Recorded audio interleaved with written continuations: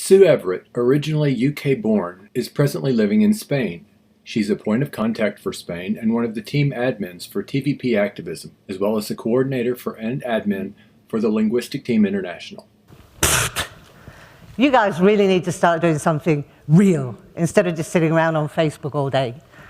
How many times does some similar comment show up precisely on Facebook? And I don't know if people expect the Venus Project to have thousands of people running around the streets throwing pamphlets about or waving angry banners in protest marches, but that's not what we're about. And as it happens, there are a lot of people who are actually doing real stuff out there. Many who happily dedicate part of their free time to do real stuff, to help get TVP better known, totally voluntarily. So if you don't mind, I'd like to explain a bit about TVP activism, as well as what we're doing and what we're aiming for. So my name is Sue Everett. I'm part of the TVP activism admin team, as well as the point of contact for Spain. And my partners in admin crime are Sašo Luznar. You've seen him walking around here dressed in black, man in black there. POC for Slovenia. Federico Lamberes, POC for Italy. Unfortunately, he couldn't be with us here today. Emil Sulva, the POC for Finland. He is here. Hey, there he is. And another guy from Slovenia, co-POC with Sašo, Roberto Simonovic. All admins together with myself. So this isn't just me, this is a team of us. And we have a vision and a mission. And our vision is to create a global network of points of contact and activism teams that spread information relevant to the Venus Project and a resource-based economy. And our mission is to educate points of contacts and provide them with the tools and the skills necessary to promote the Venus Project and a resource-based economy. And some of our values: to create a positive environment of respect and collaboration, to achieve and maintain a high standard of quality of the projects and the integrity of the information, to be responsible, contactable, and punctual, and to continuously improve our knowledge.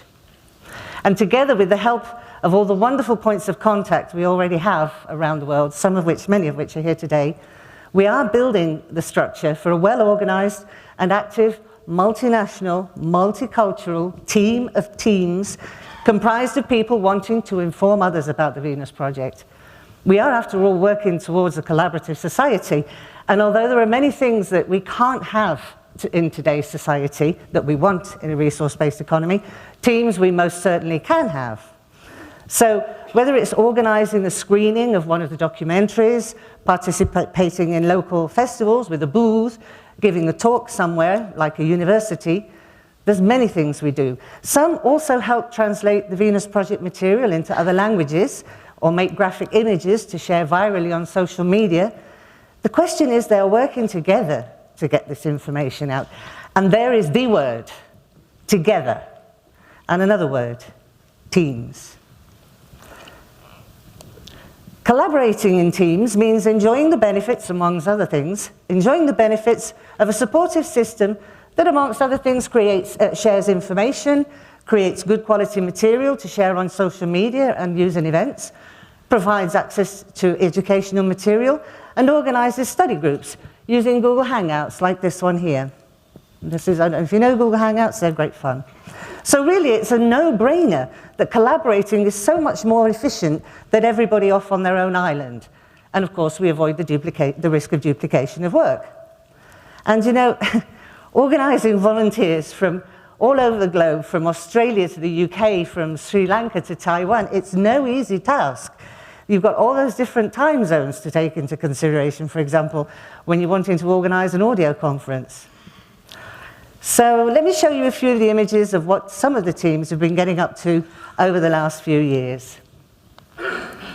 This is Emilio, this is our point of contact in Venezuela, who actually took his tent outside and camped on a grassy bank along one of the most busy avenues in his city in Venezuela to call attention to the Venus Project. This is, I can't see, hang on. This is Aidan and the team in the UK having a word with people who were interested after having done a screening. This is two of the points of contact from Brazil with a wonderful poster they made to help decorate an event that they participated in. And this is another one from Brazil, which is a pretty awesome screen there, a big projection there of one of the cities. This is a wonderful thing that they did in Bulgaria. All along one very long street, they had all these posters of Jack's designs and pictures of the cities. This is a screening that was held in Chile. And this is some graffiti in Chile as well. So it's not just doing, you know, screenings and so on. That's pretty cool, huh?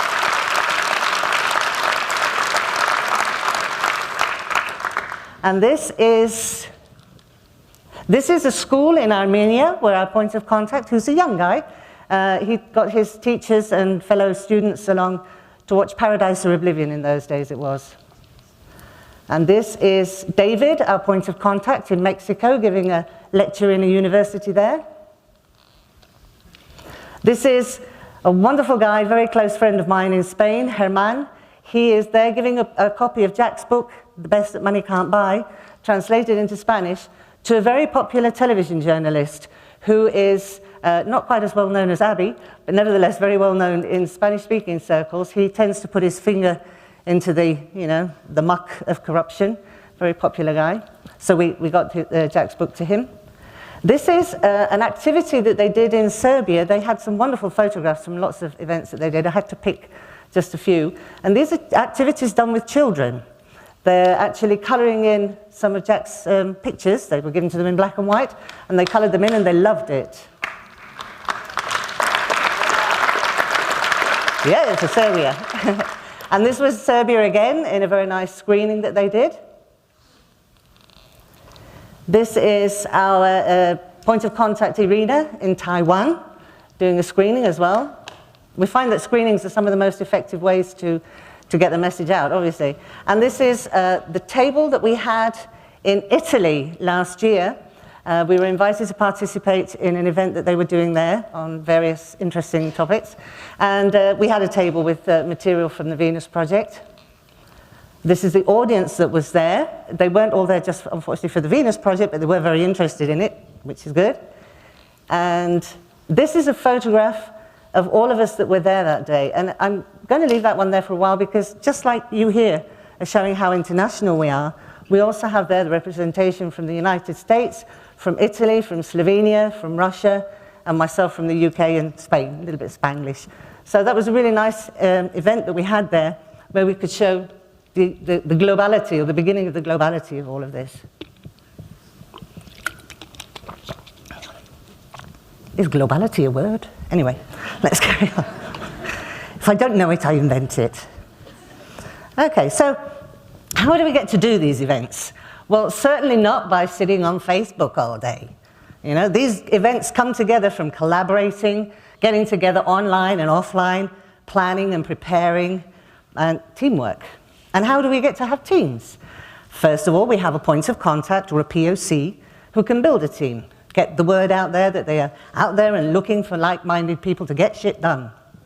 And how do we get to have POCs? By interviewing people who are interested in taking on the responsibility of the role, and then introducing them into an orientation process to prepare them as much as possible for what they will be doing. Once they become a POC and begin getting the word out that they are there and wanting to build a team, the education doesn't stop there. We continue holding study groups with the goal of making sure we are all on the same page when talking about the aims and the proposals of the organisation we volunteer for. And we've come a long way in the 5 or so years since TVP activism started up. From being POCs all over the world with no real method to what we were doing, knowing that there were other POCs out there, but not knowing what they were doing, or even who they were in some cases, we have evolved into a much more solid and supportive structure with more fluid communication, collaboration, and sharing of information. Is it perfect? Nope. But, to borrow the words of someone we all know, It's a darn sight better than what we had before. Can we improve it? Absolutely. And every edition of the orientation process, for example, is autopsied, discussed, and finally adapted according to the results we achieve and the comments and experiences from the candidates who have participated. And with the POCs, we hold online monthly update sessions for everyone to share their news. We also use these meetings to run ideas past the teams for feedback and suggestions.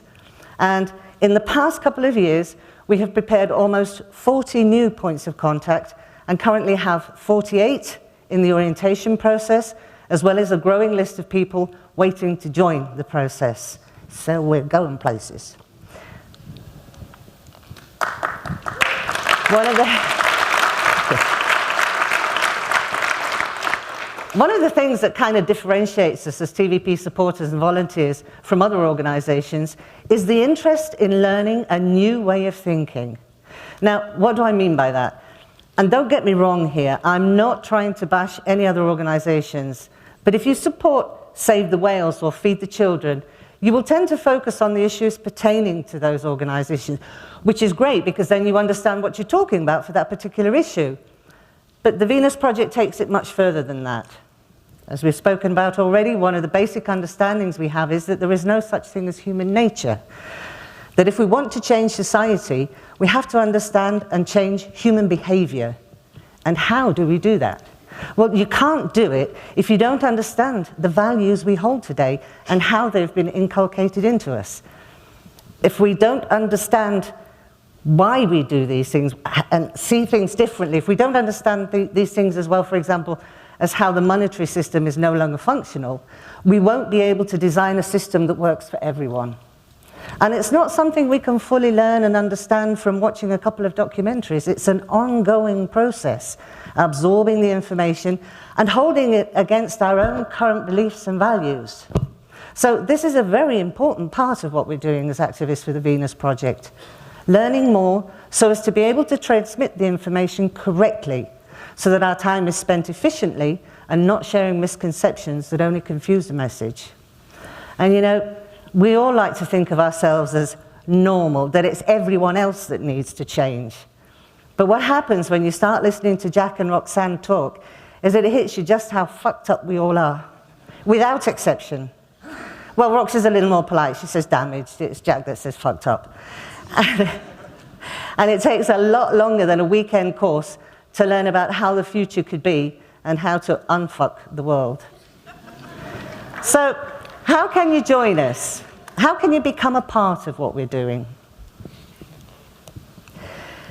We are currently preparing a new website specifically for the Venus Project activism, and we're going to announce its launch through the newsletter. So, if you haven't already signed up for the newsletter, what are you waiting for? Do it today or tomorrow, okay? And then you'll be in the know as soon as we've got the activism website ready. There will be, once the website is up there, we will have a link to it through the Venus Project website itself. For more immediate contact at this time, all right, instead of waiting for the website, at this time of Jack's Centennial event, you can visit our global Facebook page. Ta-da, the link, okay? Where in the About section, you can find a list of the Facebook groups and pages that collaborate with us. If you ever come across a page or a group that isn't on the list, it means they aren't a part of TVP activism, but simply doing things off on their own island. And in the About section, you will also find a list of the current POCs around the world. If there is one for your country or state, contact them to offer what help you can with whatever they're trying to do, usually to start building a team. But be aware that until there is a certain amount of people who can gather together on a local level, any activism done will most likely be online. Be patient and constant, and understand that this isn't something we're going to get finished this coming weekend. Excuse me.